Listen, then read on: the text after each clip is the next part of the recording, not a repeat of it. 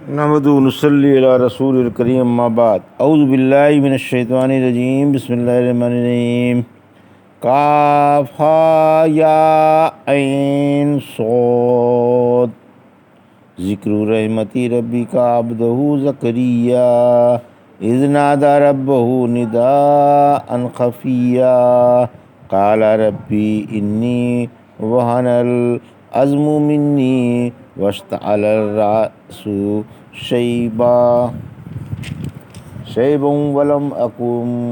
ولم أكن بدعائك ربي شقيا وإني خفت الموالي من ورائي وكانت امرأتي عاقرا فهب لي من لدنك وليا يرثني ويرث من آل يعقوب واجعله ربي رضيا یا زکریا انا نبشرک بغلام اسمہ یحییٰ لم نجعل لہ من قبل سمیہ۔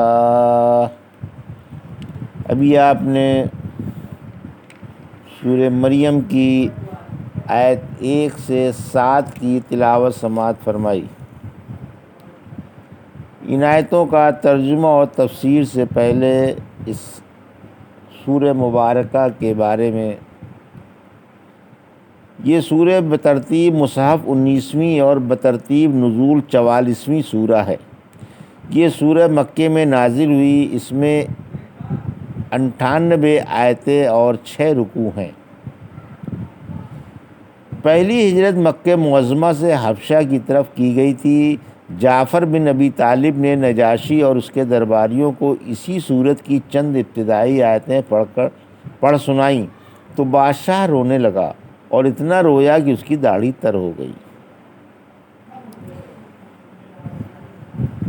اب ترجمہ۔ بسم اللہ الرحمن الرحیم۔ کاف ہا یا عین صاد۔ آیت 1 ذکر رحمتی ربک عبدہ زکریا۔ آیت 2 اذ نادى ربہ نداء خفیا۔ آیت 3 قال ربی انی وہن العظم منی واشتعل الرأس شیبا ولم أكن بدعائک ربی شقیا۔ آیت 4 وإنی خفت الموالی من ورائی وکانت امرأتی عاقرا فہب لی من لدنک ولیا۔ آیت 5 یرثنی ویرث من آل یعقوب واجعلہ ربی رضیہ۔ آیت 6 ترجمہ۔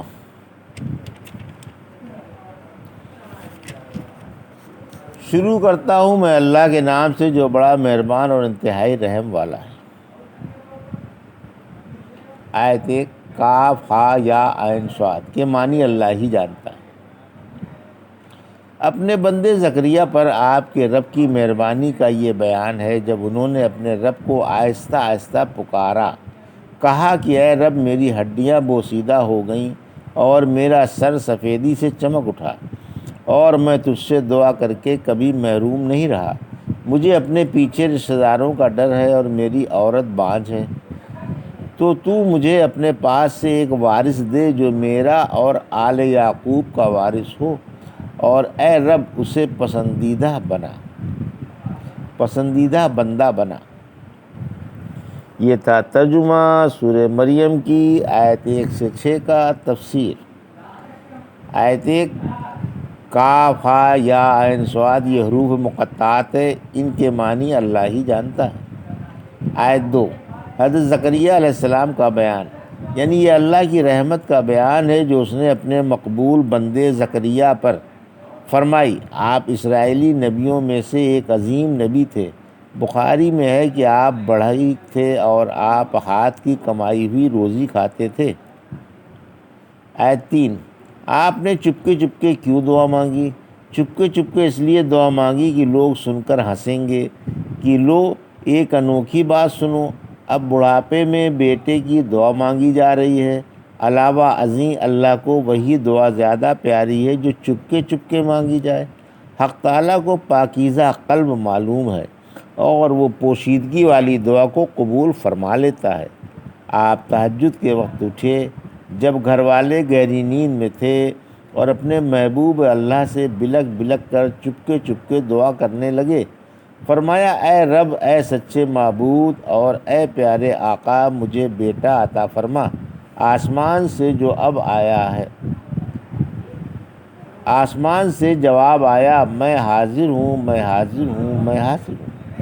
آیت 4، درخواست کی کہ اے ہمگیر قدرت والے، میری ہڈیاں بوسیدہ ہو گئیں، قوا کمزور ہو گئے اور سر سفیدی سے چمک اٹھا، کالے سر پر سفیدی چھا گئی، میں بوڑھا اور کمزور ہو گیا، بڑھاپے کی اندرونی و بیرونی نشانیاں ظاہر ہیں، اور اے ناز اٹھانے والے معبود، میں کبھی آج تک تجھ سے مانگ کر محروم نہیں ہوا۔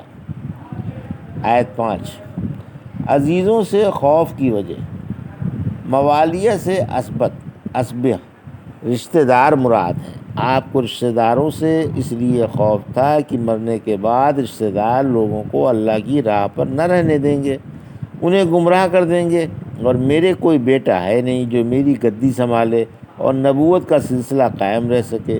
اس لیے اے مسبب الاسباب، مجھے ایک وارث عطا فرما جو میرے بعد میری نبوت کا کام سنبھال لے۔ آپ کی دعا قبول ہو گئی۔ آپ نے وارث نبوت مانگا، یہ بات نہیں کہ آپ نے مال و جائیداد کے لیے وارث طلب فرمایا تھا، کیونکہ نبی کی عظمت و شان ایسی نہیں ہوتی کہ وہ اپنے مال کی وراثت کے لیے اس ڈر سے کہ کہیں یہ مال دور کے رشتہ داروں میں نہ چلا جائے کوئی وارث طلب کرے۔ علاوہ ازیں آپ مالدار بھی نہ تھے، مزدوری کر کے کھاتے تھے، بھلا ایک مزدور کیسے مال والا ہو سکتا ہے؟ اور پھر مزدور بھی اللہ کا نبی تو دنیا سے بیزار ہوتے ہیں اور مال جمع نہیں کرتے۔ اللہ کے رسول صلی اللہ علیہ وسلم نے فرمایا کہ ہمارا مال ورثے میں نہیں بانٹا جاتا بلکہ صدقہ کر دیا جاتا ہے۔ ایک روایت میں ہے کہ ہم نبیوں کا مال ورثے میں نہیں بانٹا جاتا، لہٰذا وارث سے مراد وارث نبوت متعین ہو گیا۔ آیت 6، یعنی میری نبوت کا بھی وارث ہو اور آل یعقوب کی نبوت کا بھی۔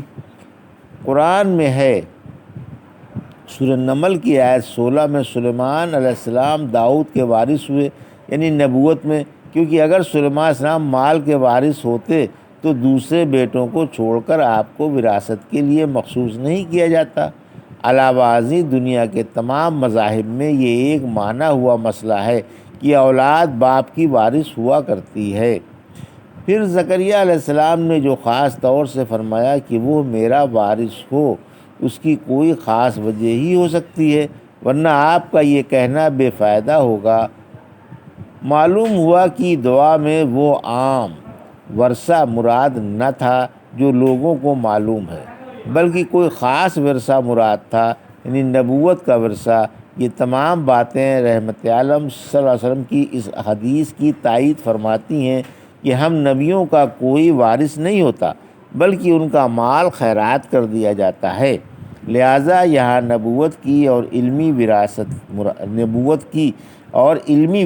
مراد ہے، کیونکہ آل یعقوب کی وراثت بھی علمی ہی تھی اور زکریہ علیہ السلام آل یعقوب میں سے تھے۔ اس لیے آپ کی تمنا ہوئی کہ میری طرح میرا ہونے والا بیٹا بھی نبی ہی بنے، جیسے ہمارے باپ دادا نبی ہوتے چلے آئے ہیں، اور میرے علم و نبوت کا وارث ہو اور آل یعقوب کی نبوت کا بھی۔ پھر فرمایا کہ اے رب، ایسا بیٹا عطا فرما جو تجھے اور تمام دنیا کو پسند ہو، ترا بھی پیارا ہو اور قوم میں ہر دل عزیز بھی ہو، اس کا دین اور اس کے اخلاق سب کو پسند آئیں۔ یا زکریا انا نبشرک بغلام اسمہ یحییٰ لم نجعل لہ من قبل سمیہ۔ آیت 7، اے زکریا، ہم آپ کو ایک بچے کی خوشخبری سناتے ہیں جس کا نام یحییٰ ہوگا، ہم نے اس سے پہلے اس کا ہم نام بھی کسی کو نہیں بنایا۔ یہ تھا ترجمہ آیت 7 کا تفسیر۔ دعا کی قبولیت اور بیٹے کی بشارت، یعنی آپ کی دعا قبول ہو گئی اور آپ سے کہا گیا کہ آپ کو ایک بیٹے کی خوشخبری دی جاتی ہے جس کا نام یحییٰ ہوگا، اور اس سے پہلے کسی شخص کا نام یحییٰ نہ رکھا گیا ہوگا۔ دوسری جگہ فرمایا سورہ آل عمران کی آیت 39 میں، اس وقت زکریا علیہ السلام نے اپنے رب سے دعا مانگی، فرمایا اے رب اپنے پاس سے مجھے پاکیزہ اولاد عطا فرما، یقیناً تو دعا خوب سننے والا ہے۔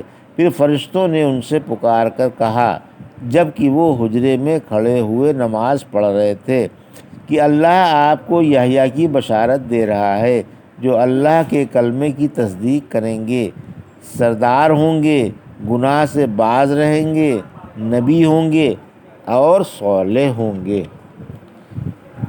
سمیہ کی تفسیر، پھر فرمایا کہ ان سے پہلے ان کا ہم نام کوئی نہیں ہوا، یعنی اس شخص کا نام ماضی میں نہیں گزرا، ان کے مشابہ کوئی نہ ہوا۔